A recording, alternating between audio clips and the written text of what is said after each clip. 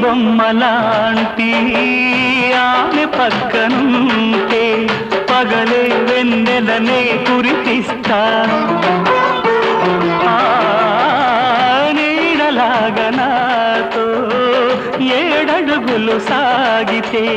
ఇలలో స్వర్గం నే సృష్టిస్తా రసరమ్యం ఆ రాగ విలాసం రసరమ్యం ఆ రాగ విలాసం వసివాడదు అది ఆ జన్మాంతం అందమైన నా ఊహల మేడకు ఆవిడమణి దీపం అంది అందని నాశలకు ఆమె ప్రతిరూపం ఆ తలపే నా ధ్యానం ఆ అభినవ దేవత నా ప్రాణ